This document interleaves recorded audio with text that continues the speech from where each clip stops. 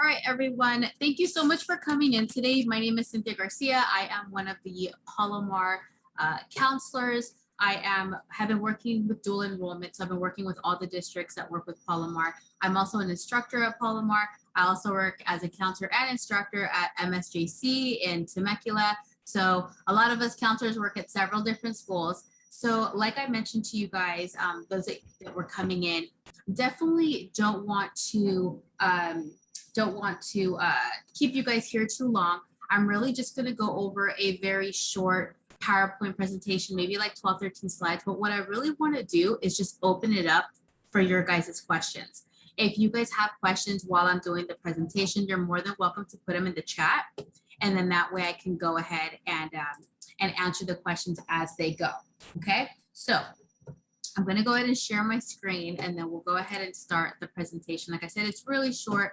It's really more so just to kind of give you guys an idea as to the first semester. So can you guys see my screen right now? Yep, cool. All right, guys. So I'm assuming that most of the students in here are seniors that were graduating. Go ahead and give me a thumbs up, you guys. By the way, I am very, very interactive. There we go. I like students interacting with me. I don't want to talk like at you. So hopefully, there we go. I see thumbs up. Great.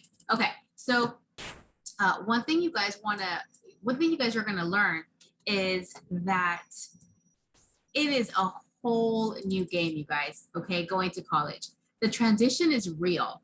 Okay, so keep in mind, I want to make sure I congratulate you guys on finishing up one of the most important aspects of your life, finishing high school. And going to college is a huge transition. So that's why it's so important that you guys took advantage of coming in today. That way you guys have a counselor that you can go ahead and ask questions to. Just making sure that we give you guys different skills, different little tidbits and tips that is going to make your transition easier at a junior college, whether it's Palomar, whether it's Maricosta. I mean, obviously we're hoping for Palomar, right? But at the same time, I also know that students are all over the area.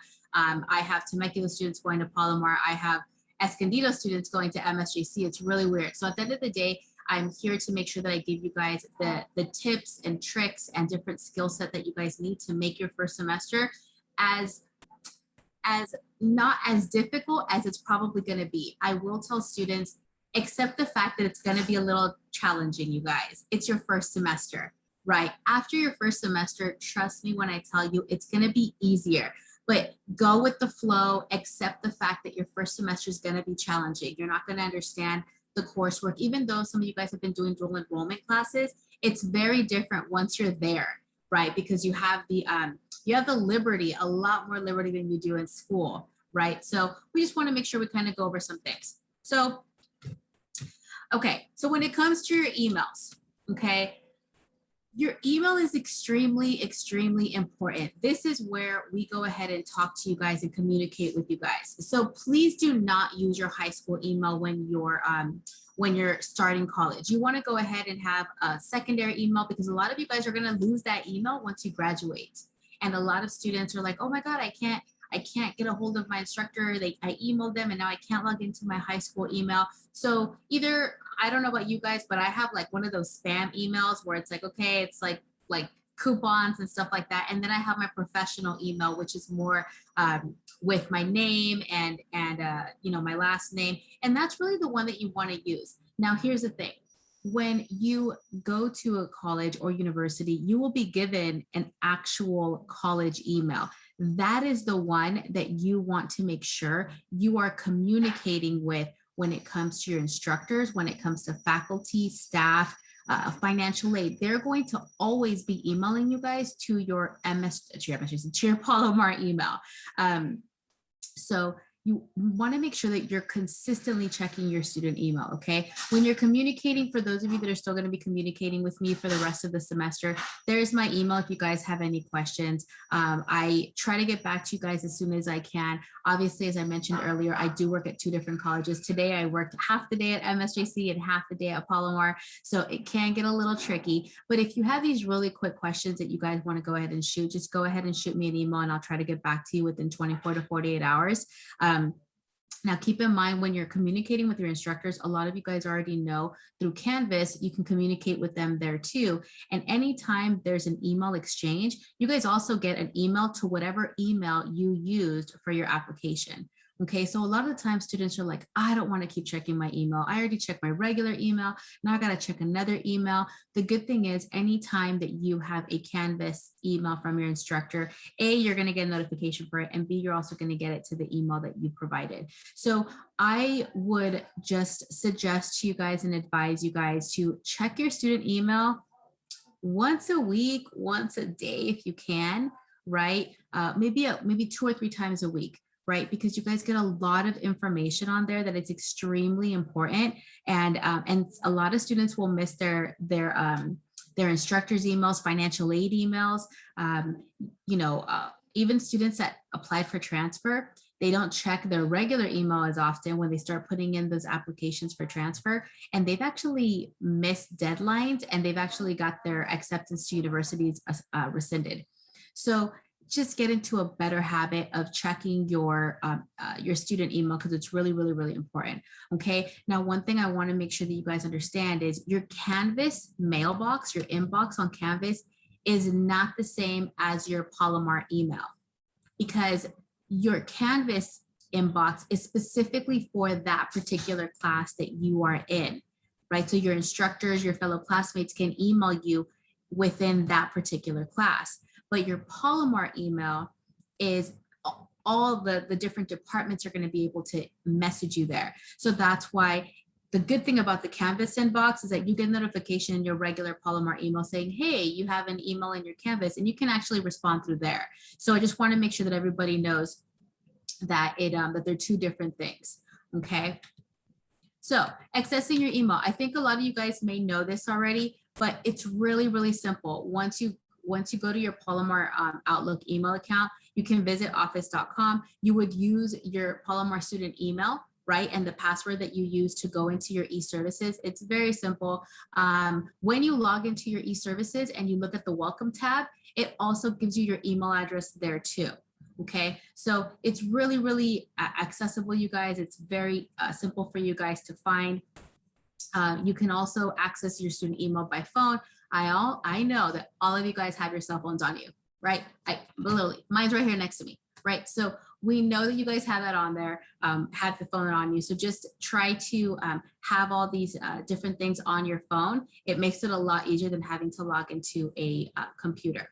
Okay, so this is kind of like what I discussed earlier. Make sure you check your email. Maybe, like I said, a couple of times a week. It's very difficult to have a personal email, then a high school email, then a Palomar email, and you're like, oh wait, I still have my Canvas email.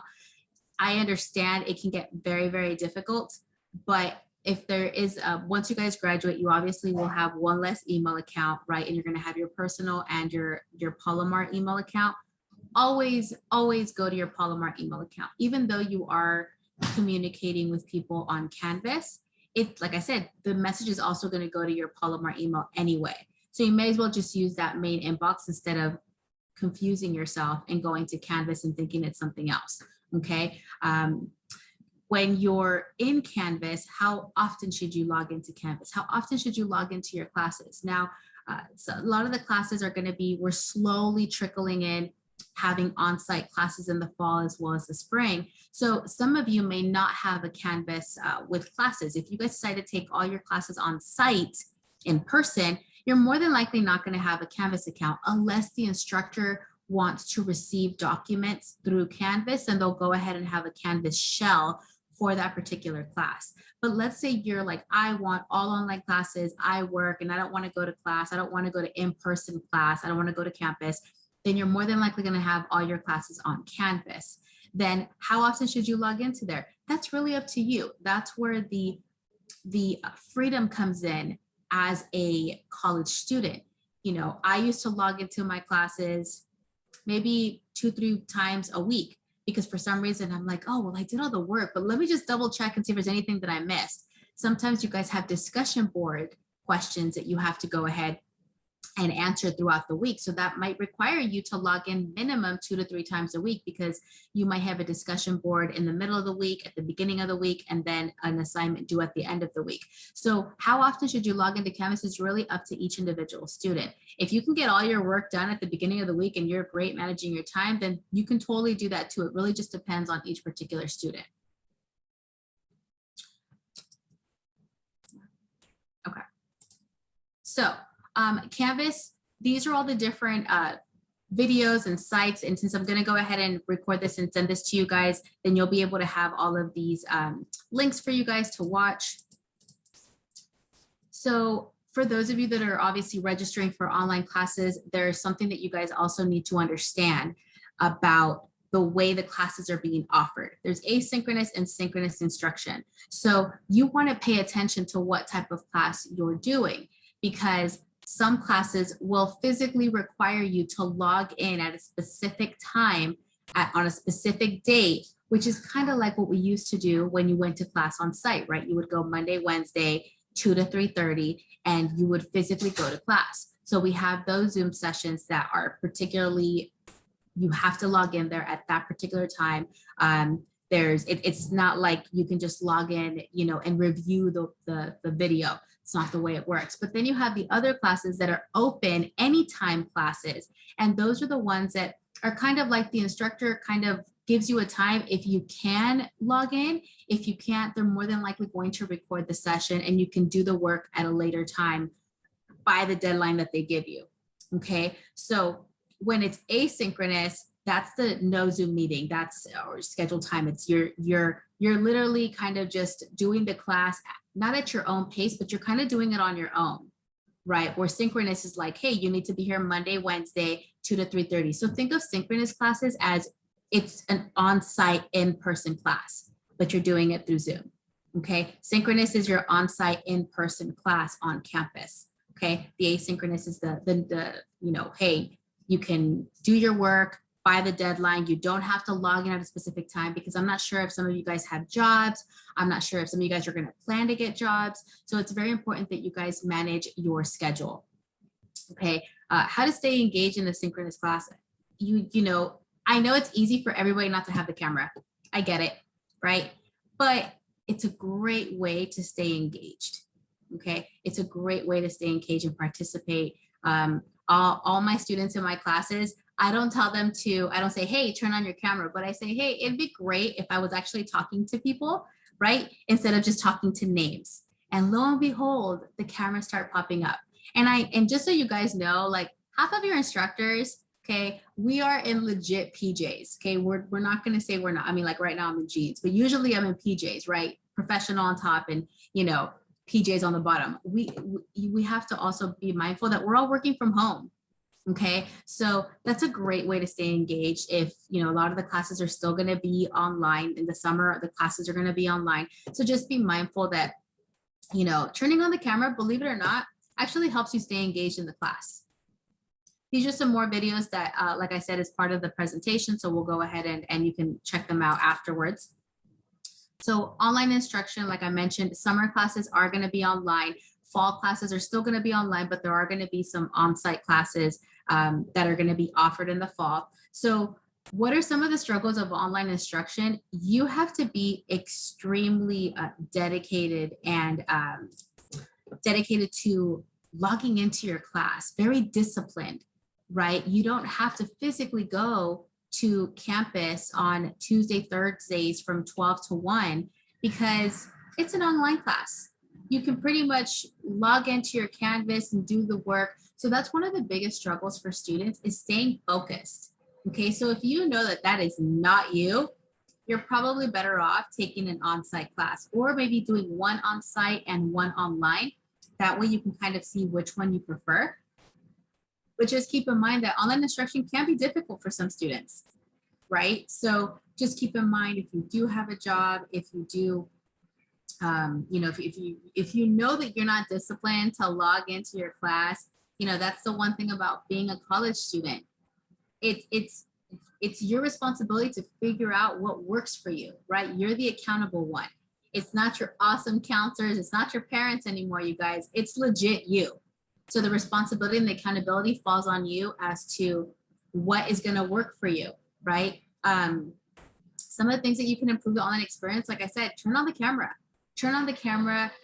Be in a place that you can not be, you won't be distracted. Like, you know, try to be in a, I'm not even saying a quiet place, but just, you know, I have like a TV behind the screen here. And sometimes the TV's on and yeah, it's easily distracted. But then again, I'm not taking classes anymore. So you want to make sure that you can focus, you know, try not to like have 20 tabs open and have Facebook or Instagram or TikTok open. Like, I get it. It's really difficult to be on this thing all the time, especially because you guys have also been doing your school stuff online. So trust me when I tell you, as a counselor, I don't even want to get on my phone after I work because I've been staring at a screen the whole time. So I know it can be difficult. So just try to change up your environment when you're doing things online. You know, take your laptop, go to Starbucks, go to Panera, go to campus, get out of your house. Sometimes might work, go outside. So any little thing that helps you with the experience, connect with your instructors. That is probably one of the biggest things that students don't do. I don't know if you guys are scared of the instructors, just like you're scared of counselors and you don't want to come see us, but it's really important that you know your learning style, right? Because one really important website that you guys should be using when you're registering for classes is Rate My Professor. Okay, Rate My Professor is kind of like a Yelp, like a review page for instructors.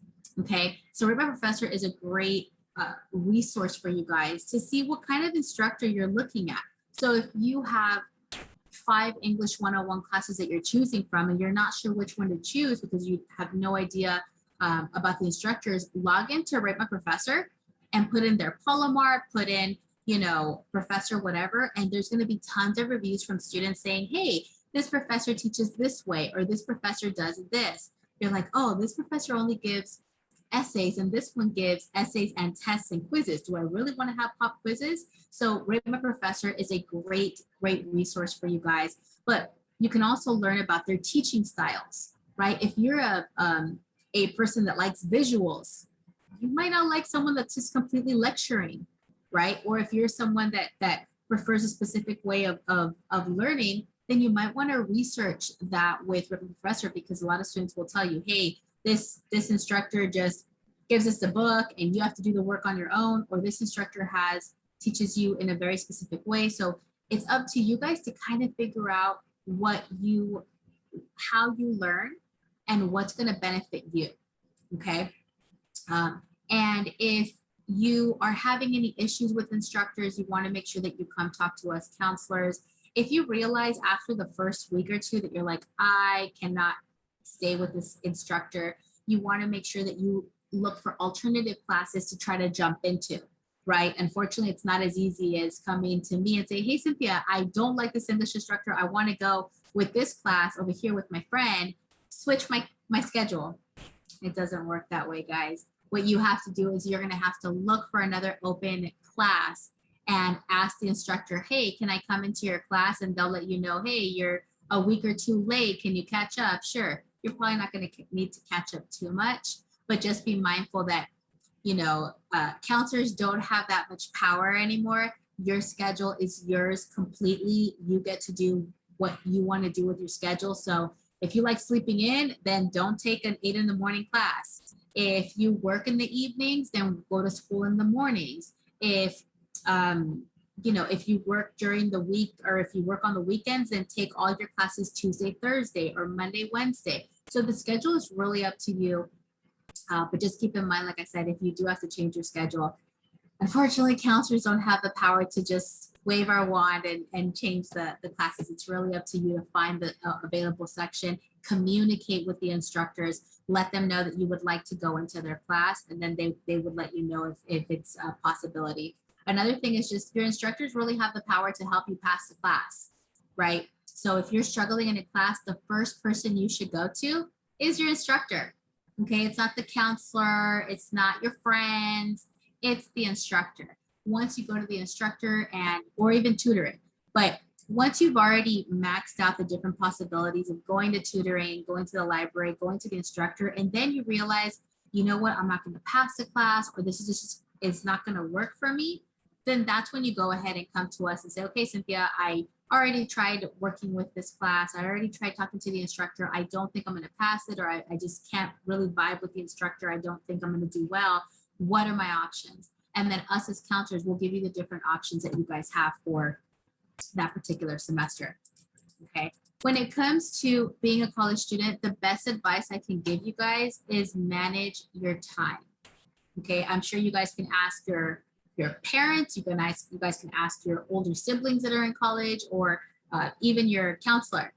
Manage your time is extremely important, and not just for college, you guys, it's for life, straight up. It's a habit, it's a good habit to develop, not just for college, but for your future.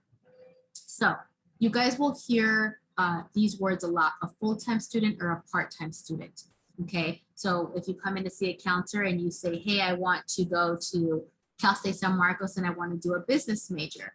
Okay, we're going to create an education plan for you. An education plan is a list of classes that map out every single class you need for that particular goal. Now, one thing I'm going to ask you is, are you a full-time student or a part-time student? Okay, when you're at a junior college, or when you're at a college trying to transfer, you need 60 units to transfer. Okay, usually students are at a junior college for 2 years, right? So you divide the 60 units by 2 years, that's 30 units year one and 30 units year two. Well, we usually have 2 semesters with a summer in between. Most students, to get the 30 units done each year, will have to take 15 units fall, 15 units spring.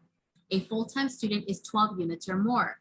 A part-time student is 7 units or less. So if you want to get out of here in 2 years, you would need to be a full-time student. You would need to have minimum 12 to 15 units per semester in order to graduate and transfer within 2 years. If you're a pre-med, bioengineering type of major, you're more than likely going to be at the college for 3 years. I just tell students to accept it because you have a lot of science and math to do. Okay, but if you're a part-time student, you're looking at 6 units a semester. So you're looking at 2 classes per semester, which therefore will not get you out in 2 years. It'll take you longer. But the reason it's important to know what a full-time and a part-time student is because the number of units lets you know how many hours and time you have to dedicate your life to when it comes to college. So for example, a 3-unit class requires 9 hours of class time for homework. Okay, so most of the classes are 3 units. So think about it. If you're taking 4 classes, they're each 3 units, that's quite a bit of outside homework, right? So you have to understand that a full-time caseload, 15 units, is equivalent to a full-time job, which means you will be doing around 40 to 45 hours of class time and homework time. So that's why it's called a full-time student. Okay, your weekly schedule. It's really up to you to plan out what type of schedule you want. Like I mentioned, if you don't like waking up in the mornings early, like my sister and my brother do not like waking up in the morning. So they made sure not to take morning classes, right? They would take their classes afternoon or after 1. That way they could wake up, relax, and then go to class. Okay, it's really up to you to figure out how you want to make your schedule. But if you are doing a full-time load, it's very important that you have a planner, have a way to manage all of your assignments, your study time, even manage your personal time, right? I have a planner that I usually have with me, but I have a planner, it's probably in my car, that literally outlines when I'm doing stuff for Palomar, when I'm doing stuff for MSGC, when I'm doing personal stuff, because we're human, you guys, we're gonna forget, right? And it's really important that you keep some sort of a planner, some sort of a way to manage your homework time, your study time, your personal time, your appointments, your personal life, your family time. So it's extremely important because if you do 12 to 15 units, you are doing full-time job with school. So you're a full-time student, okay? So if you see assignments in your class that you can get done and over with at the beginning of the week and they're due Saturday and you already know what to do, get them done. Get them done. There's no need to procrastinate. Trust me, I get it. We're all procrastinators to an extent, But if you start developing those habits early, they're really going to be beneficial for you guys for your, especially your first year. That's going to be a little bit challenging, but even in the future after that. I'll check the chat in just a second because it's not much more. So as we continue with time management, you know, plan your day, notes, agenda, post-its. Some students don't like planners. They would rather print out like a month schedule at a glance, and that way you can put it in your binder or whatever you're going to be using. So anything that works for you guys, plan out your semester. That is extremely important. So I was such a nerd, but I hated school. I wasn't the best at school, you guys, but I was very nerdy when it came to planning my schedule. I would create like this Excel spreadsheet, and I would do Monday, Tuesday, Wednesday, and I would have the hours here. And I'm like, all right, cool. On this day and this day, I would put, you know, bio whatever, and on this day and this day, so I could physically see what my week would look like. And then that way I could go ahead and plan for whatever else I need to do. Oh, I have a gap in here. I'm going to use that as study time. Over here, I have to work. So I would literally create that, and I would put it in my binder, and I knew what my schedule was like every single week. And that really helps. Okay. Another thing that's going to be really important for you guys to either put somewhere or add somewhere is the deadlines. The deadlines for Palomar are your responsibility. So for example, if you have a deadline to drop a class and you miss it and you're like, I can't take this class anymore, but I want to withdraw, you guys have a specific amount of time to drop that class. If you don't like it for whatever reason, and trust me, we don't need to know what the reason is. If you want to drop the class, you're going to drop it on your own. You're going to add the classes on your own. You don't need the counselor to do that for you. But if you miss the deadline, because you can say, well, I didn't know what it was. They're on your e-services. Sometimes as instructors, we post them on the syllabi. Like I know I post my deadlines for my class on the syllabus. But either way, there's a way for you to find it. So unfortunately, you can't come and say, well, I didn't know what the deadline was. Nobody told me. Okay, so you want to make sure that you do have those schedules and calendars, however way it works for you, and put those deadlines on there. Okay.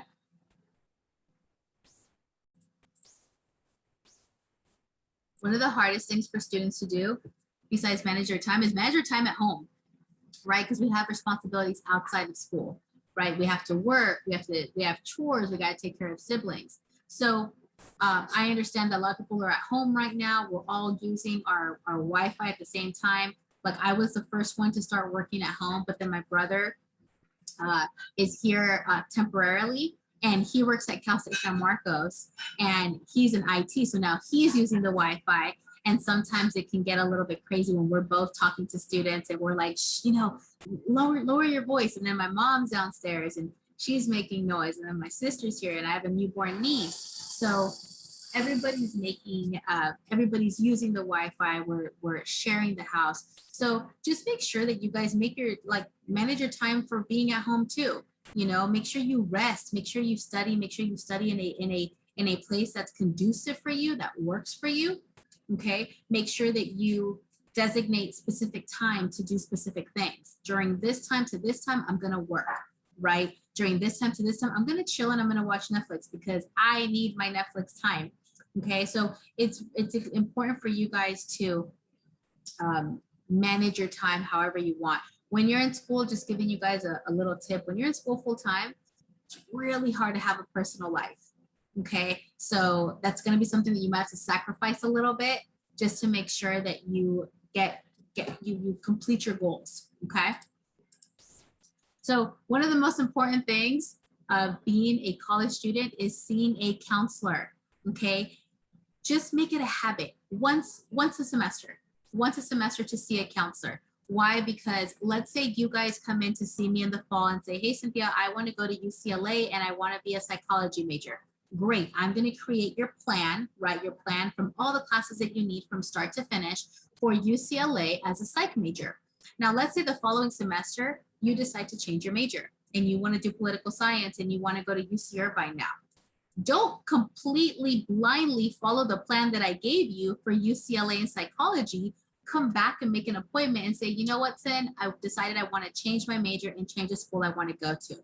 So that's why it's important for you to consistently meet with us once a semester. That way you can just check in. It keeps you guys accountable. Hey, I'm checking in. How are your classes going? Everything's great. Are you passing your classes? Oh, look, you passed your classes. Everything's great. How are things at home? I'm doing good. Oh, I got a job. Great. It's really for you guys to just create that relationship, because we're not assigned to you guys as counselors. So even though you guys are doing my session, you guys could very well make an appointment during the summer with a completely different counselor. Okay, so unfortunately, we don't have the luxury of being able to have caseloads where, oh, all these 500 students will report to Cynthia. We don't have that. But if you can consistently make an appointment with the same counselor, you can request counselors. You can say, hey, you know what, I've met with Sierra and Cynthia. Can I speak to one of them? Because our schedules differ. Like I mentioned earlier, I work at 2 different colleges. So I'm not at Palomar full time, right? I have to split my time. So if you say, hey, well, I always see Cynthia, but I don't mind seeing Sierra, or, you know, anybody else. So you want to make sure that you just make a habit to meet with the counselor at least once a semester, create that bond with 1 or 2 counselors. That way, you know, we get to know you guys as best as we can. You know, like I said, once a semester really works. I have some students that meet with me 2, 3, 4 times a semester, which is fine, because at the end of the day, I leave the meeting and they leave the meeting knowing exactly what they're going to do. They know exactly what to do. They know, they already kind of have it down. They just come to me for reassurance, right? Now, when is it necessary to see a counselor? Obviously, since you guys are starting, it'd be great for you guys to kind of get in the summer. There's a lot of workshops going on where you get to go over all the different resources Palomar has, but then we also create an abbreviated ed plan. And that is really just a 1 semester plan while we get you started for the fall. And then midway through the fall, around October, November-ish, you make a 45-minute appointment to really spend the time with the counselor. And then that's when you can say, hey, this is my major. These are the 2 schools I want to go to. And then we would give you your long range plan. Okay. So for me right now, I know it's been difficult for a lot of you guys, but I have seen a couple of you guys. I see some of the names of the emails that I've been getting. As of right now, we're still doing, for me, if you guys have any questions, I'm here Fridays from 2 to 5:30 specifically for you guys. So no other students, like general population Palomar students, can work with me on Fridays. It's only you guys. So take advantage, you guys. If you guys have any questions, please screenshot this. I know you guys have your phone next to you. Okay, screenshot this. If you guys have any questions, you know, go ahead and shoot me an email.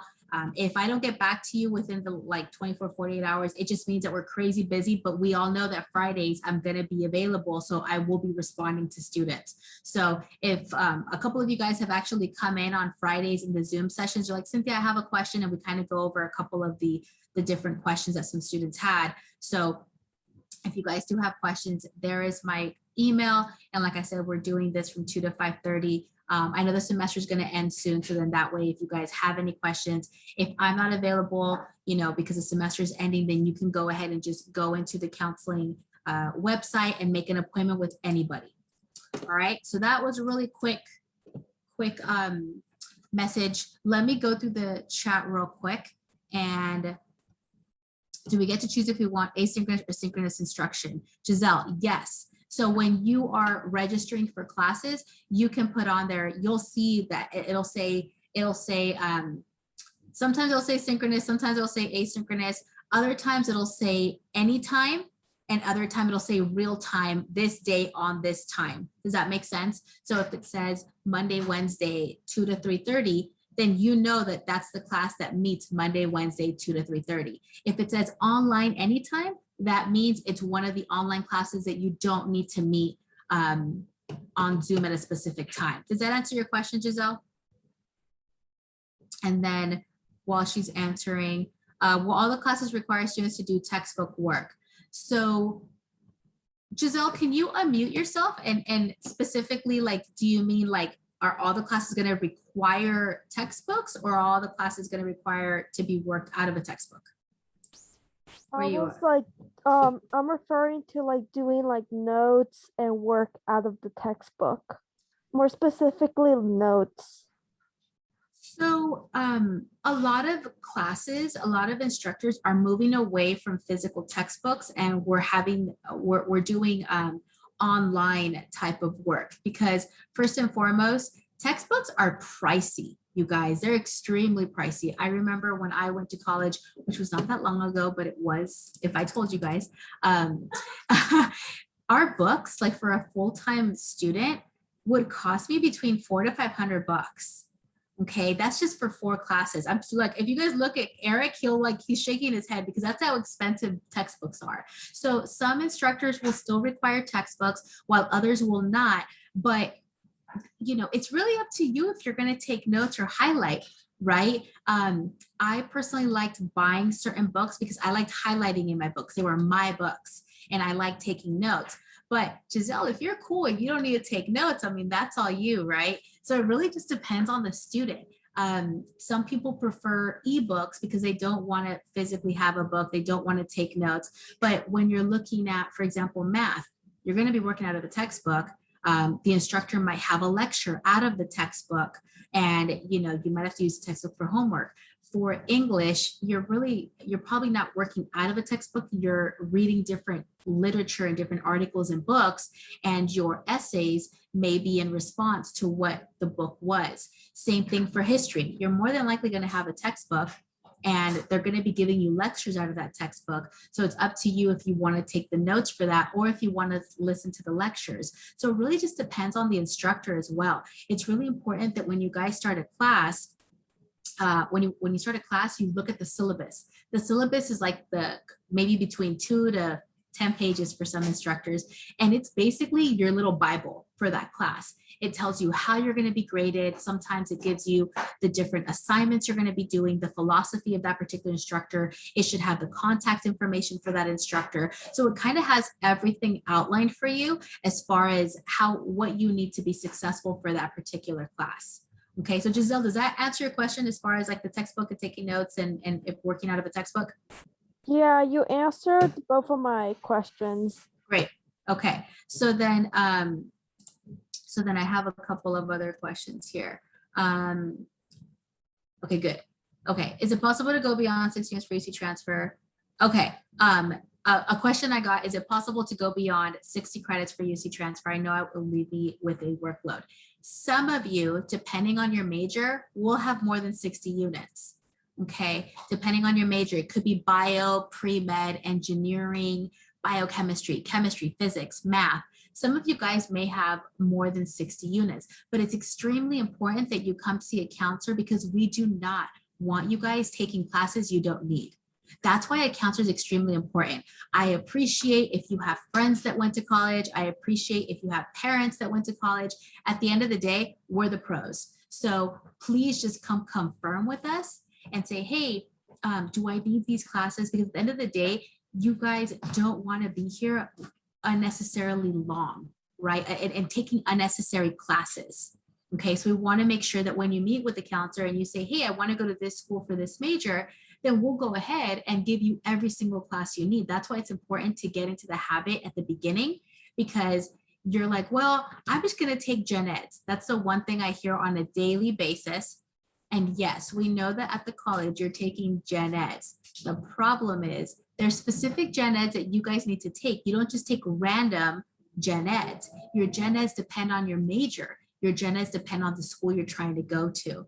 So it's extremely important that you guys start researching what universities you want to go to, researching what schools, what major you want to do. Then when you come in to see us for the 45 minutes, you say, hey, these are the 2 schools I want to go to. This is the major I want to do. Then we can tell you literally every single class you need, because we're the ones that are going to tell you what you need. We're not going to sit there and give you a bunch of classes that you don't need, because we want you out of here, right? We want you to get your classes, get your gen eds, and transfer to the university. So some of you will have more than 60 units, okay? So, and that's totally fine. If you want to transfer, is there anything we fill out?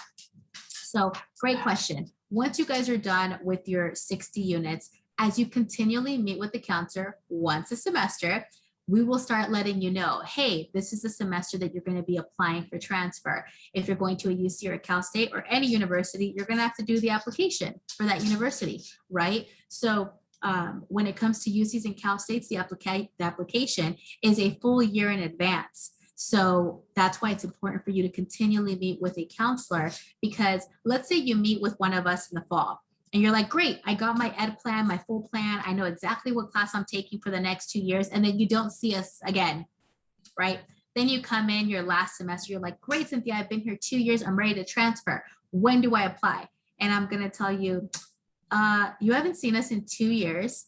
You were supposed to apply last semester. Now you have to wait a whole other year to apply, right? So it's really important that you consistently see a counselor, because we're going to let you know when to apply, when to do the application, and any other paperwork that you need to transfer. So yes, you want to make sure that you see a counselor, because you will need something to fill out in order to transfer. Okay, so that's a really good question.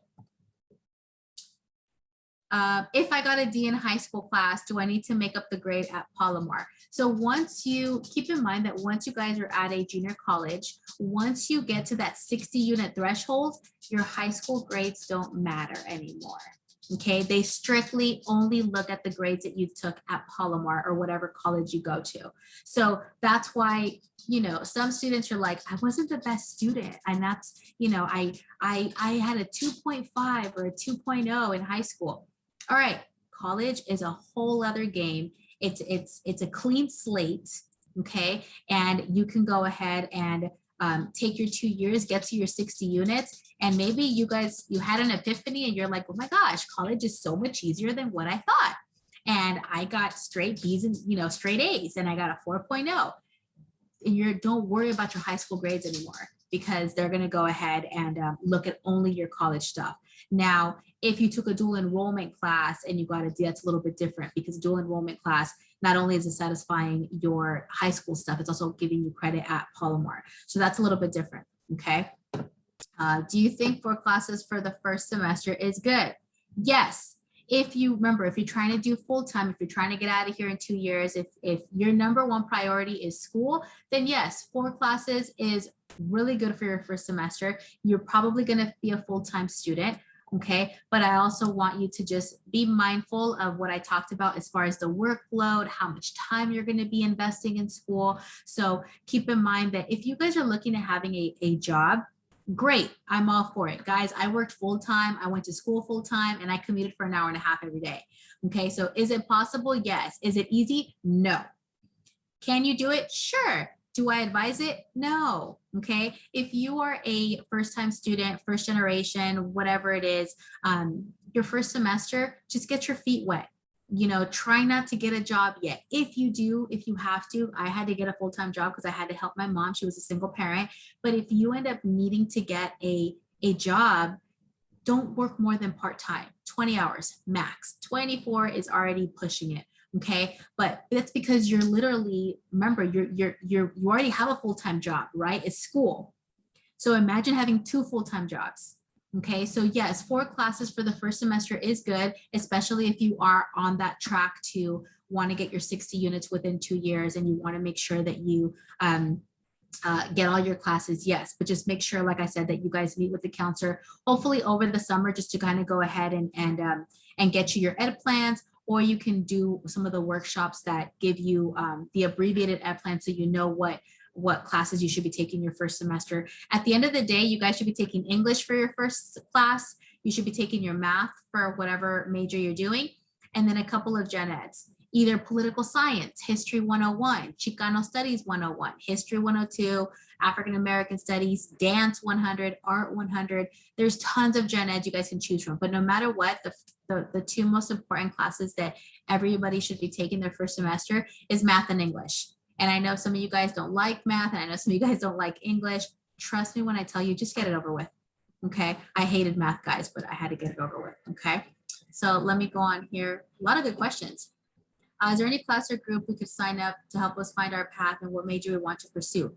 Great question. So there is a class that can help you figure out. I'm going to put it in the chat. It's Counseling 110. Counseling 110 is taught by us counselors. It's one of the classes that I teach. Almost all the counselors teach this class. Counseling 110 is a great class because not only do we go over transfer, how to transfer. We go over your, one of the requirements for our class is for you guys to meet with the counselor during the semester to create an ed plan if you haven't done so. But then we also do career exploration. We also do university exploration for you guys to start researching the different schools that you may want to transfer to. So yes, a very good question. It is Counseling 110. It's always available. It's available in the summer if you guys want to get a head start and take a class. Counseling 110 is always available. There's tons of different sections, okay? Let's see. Can we plan to transfer out of state or can we only transfer to California school? You can go wherever you want, okay? But here's the caveat to that. If you're looking at going to a Cal State or UC, then sure, we're going to be able to help you because we already know the agreements that we have with those universities, right? But if you say, hey, Sin, I want to go to, you know, Howard on the other side of the country, I'm going to be like, all right, I'm going to need you to reach out to the universities out of state that you would like to go to and say, hey, I'm at a junior college. This is the major that I would like to pursue. What is the major prep that you guys need from me? Basically asking, what are the classes that you guys need from me before I transfer? And if you're like a business major, they're going to say, okay, well, we want this, this, and this, and this.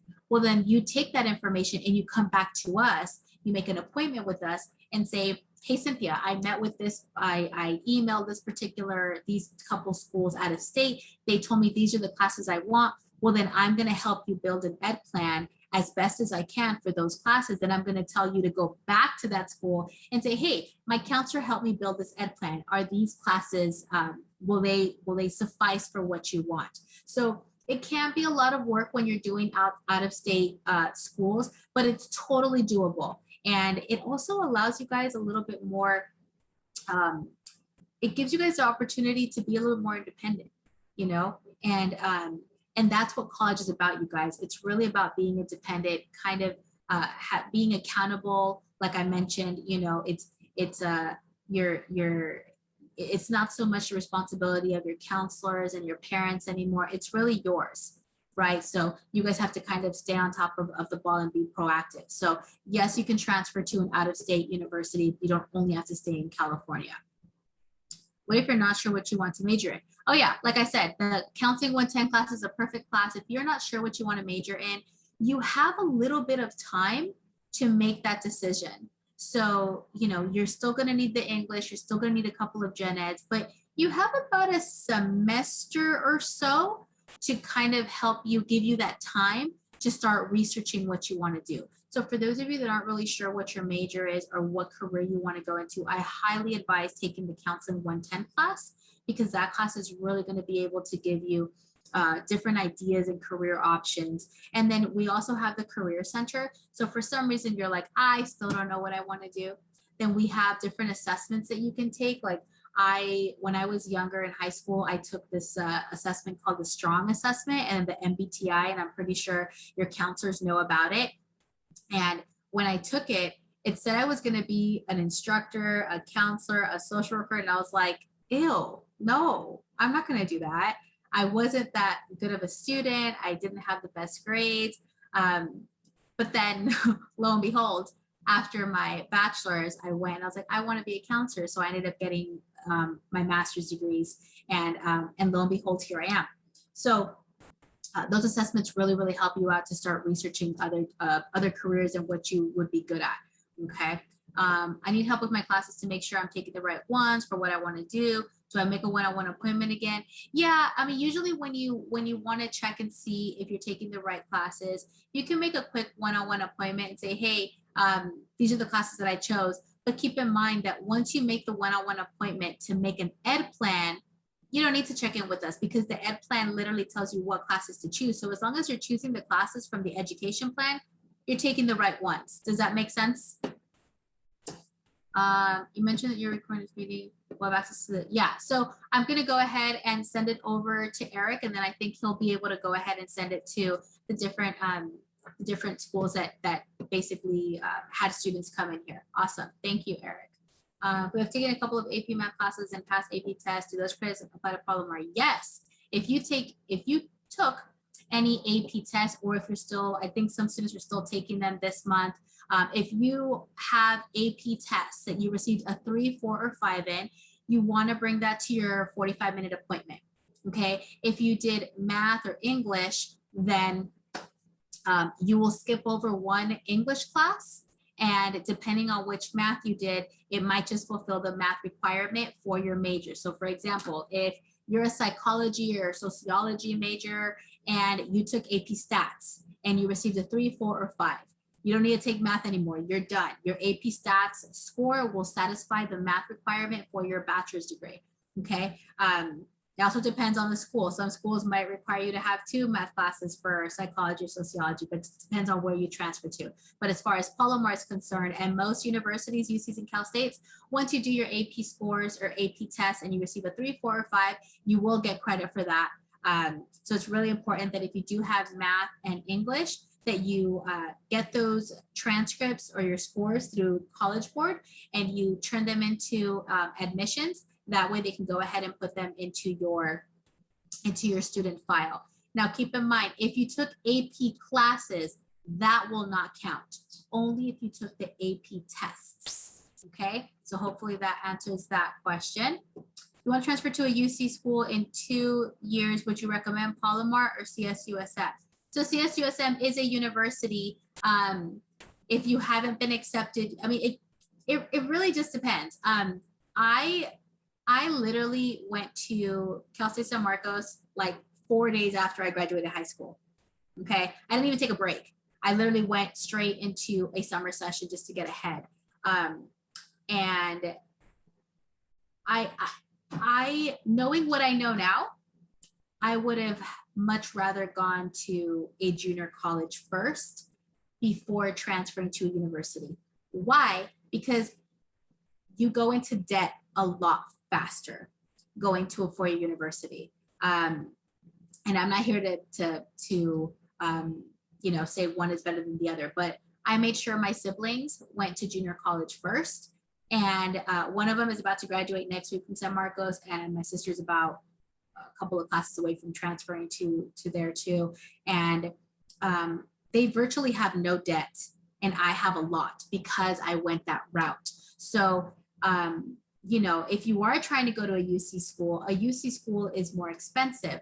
When you're looking at Cal State's average around $7,000 to $8,000 a year. UC schools are double that. They're about $16,000 to $17,000 a year. So they're double. So if you're trying to save money before you transfer there to a UC school, I would definitely recommend going to Palomar, because a lot of you guys are doing the Palomar Promise, AKA it's free. Okay, and you don't get any type of promise at any university for the first 2 years. Okay, sure, you'll get grants, but you may as well save those, go to junior college, get the classes you can get for free, and then you can go ahead and transfer to a university, and that way you can get your grants there. So hopefully that answered that question. Want to be a therapist, but I'm not sure what kind of therapist I should become. Do you still recommend do the assessment? Yeah. The assessments are great because it'll give you different avenues, and then also look for that Counseling 110 class for the student that's not sure what kind of therapist. Look at the Counseling 110, and then you can actually explore the different careers that you want to do, and that way you can see the different education that you need for that particular career, and that way you can kind of really look into it and see what exactly you want to do. Should we just email you, set up a one-on-one appointment? Yes, you can try to email me. That way I'll try to set one up. I think we still have about 2 Fridays left before the semester ends. And then we may have to, if I get booked pretty quickly. So if I don't have availability, then what I would do is I would go ahead and respond to your email and say, hey, go ahead and I'll give you the link for general counseling, and then you can go ahead and make an appointment with the counselor at that point. I took the AP psychology test and I want to major in psychology. How does this affect my courses? It gives you 1 or 2 less courses to take. That's pretty much how it affects your courses. When you take AP tests and you receive a 3, 4, or 5, it's less classes you have to take because you've already satisfied that requirement for that particular subject. Can we take classes at Cal State while attending Palomar, for example, during the summer when we were on break from Palomar? Yes, but just keep in mind that it depends on what your end goal is. If you're trying to go to Cal State San Marcos, and that's great, just keep in mind that a lot of the times financial aid will only count at one school. Okay, so if you're during summer when you're on break from Palomar, you can take summer classes at Palomar. It's still going to be free and it's still going to be cheaper in the long run. So I wouldn't take classes at the university level until you are ready and you transfer there, right? But yeah, community colleges have classes during the summer and during the winter also. So you have summer classes, right? So the ones that are starting June and July. And then we also have winter classes, which are even faster. And those are like like a 4-week class, which is really quick.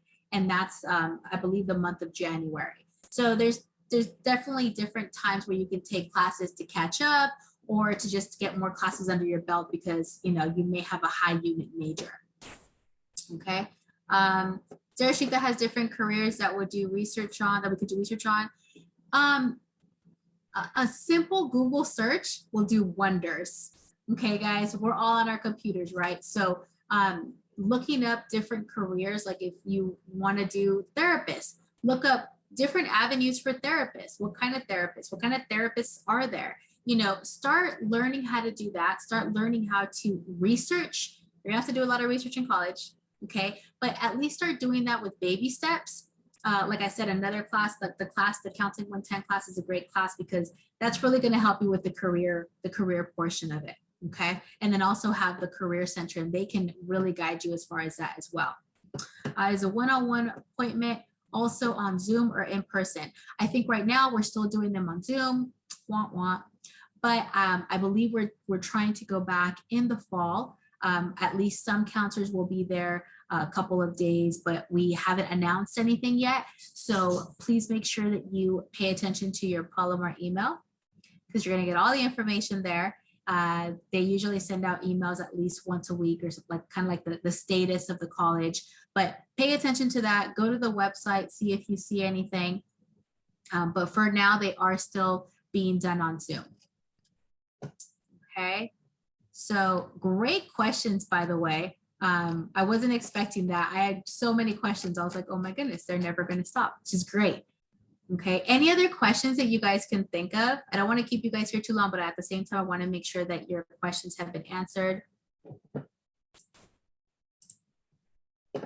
Give me a thumbs up if you kind of understand you at least got some information that you needed that is helping you feel a little bit better. Okay, good.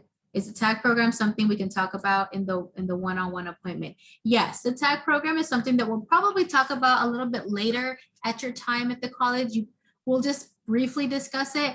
TAG is one of the TAG is for UC schools, and it's about for 5 or 6 of them, I think it is, and it is a guaranteed admission to that particular UC school. But there's different requirements per major per school. So for those of you interested in TAG, the best advice I can give you right now is make sure you see a counselor and you get good grades, okay? Because that's what really what TAG is it's for UC schools. Thank you, Marcus. Someone asked for my email. Thanks.